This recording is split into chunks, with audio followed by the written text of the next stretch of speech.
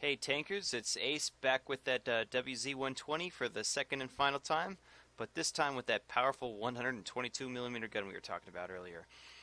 I just had a fantastic game with my brother Death Defiance and a good friend of mine, Rager First. We were playing down at the LAN Center, and I usually don't take my games from my LAN Center back home with me, but it was just so good, and I had such a good day of tanks today, and this showcased both how to really platoon well with this tank and show how well the WZ-120 does well in platoons, and how powerful that 122mm gun and kind of the stuff you can do with this tank, that I just had to bring him back with me. So here's that game, and I hope you guys enjoy.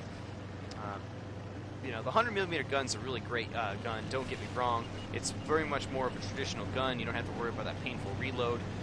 But in a platoon, I firmly believe that this is the gun you're going to want to run with this tank. And absolutely hands down. It's the equivalent of, when you fire one volley from both of these WZs, it's the equivalent of firing 4 shells of the 100mm gun. Hands down. And it's doing it in short succession. It's just 1, 2, boom, there's 4 shells of 100mm gun, damage, all into one target. And it just burn through targets. Right there, one shot, a ram, and then 2 hits from that awful Panther, and that T20 is gone in an instant. I mean, I know it is a tier 7, and we are in tier 9s, but still rather impressive. So what we've done is we've just rushed here into this middle section. This is the only area that really gives you decent cover here in the cap. But because of the bad depression, as I had mentioned before, for the Chinese tanks, we're really not exposing ourselves too much.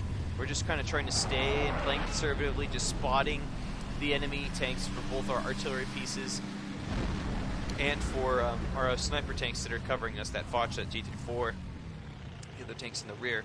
And because they're caught out in bad terrain, these tanks are going to have to do something, and that's what they decide to do, is they're going to try to close with us here. But just watch how fast this Conqueror gets just messed up. Boom, 2 hits from us, and he's already at 161%.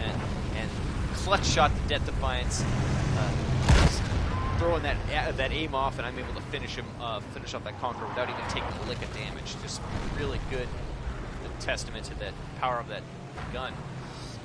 And now that E75 is caught in a really bad situation. He's getting sniper fire on him. He's caught out by himself. He's also getting arty splashes, and plus he's going to take 2 hits from that 122. 1, 2, real quick, and down he goes. I mean, because this tank packs the punch of a heavy, it really can burn through. And I can't say this enough.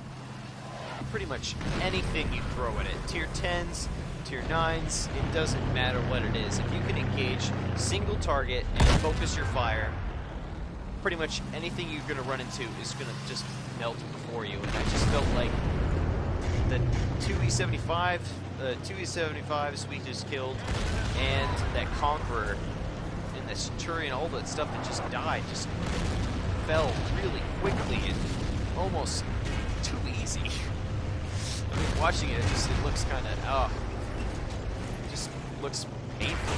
I wouldn't want to be on the receiving end of it. So after we clear out that whole flank, I managed to pop over the top, take a little bit of punishment, but that was all for getting rid of that one artillery piece there. Maybe not the best of exchanges, but nonetheless, removing arty is always a good idea. But now we're playing it more so to the strengths of our opponents, which is those TDs, and there's a T30 out there that I ISA'd, and I think there's also a Yog Tiger out there as well. And TDs, as we know, do best at ranges, and because WZ is suffering from depression again, we're not going to do too well on this rough terrain. The best thing we can do, and Death Defiance, my brother, catches on real quickly, is close the distance and use that level terrain with the enemy vehicle. So that's what we do here, is we swarm down off the top of the hill and get it nice and close so we can engage these targets a little bit better. And the 122mm on this gun has a .38 accuracy. That's not awful for accuracy on a gun, but at the same time too, the everyone usually kind of says that the average standard to use a gun as a sniper gun is .36, and .38 is underneath that cut, but not by much. So you can still snipe with it, but don't expect to consistently hit targets with .38 accuracy. I've missed a couple shots there, including one at that T30 at minute ranges. So that being said, you know, I've got 5 kills, and a lot of that's probably a testament to just being able to stack those shots, as I discussed earlier, with just dealing all that damage so quickly.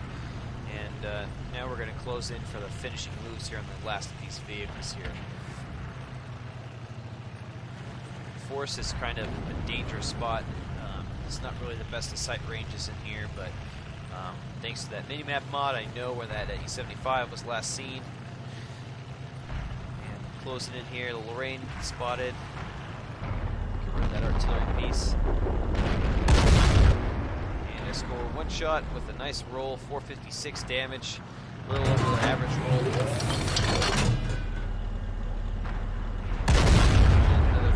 To finish off the target. So there you have it, guys. Top gun with the 122mm and 8 kills overall in the platoon and a little over 3k damage. So there you go, guys. Hopefully you find this video useful, and maybe that gives you guys a better idea of how to platoon with this tank and how to best use that 122mm. So thanks again for watching, and feel free to leave comments in the description. As always, take care.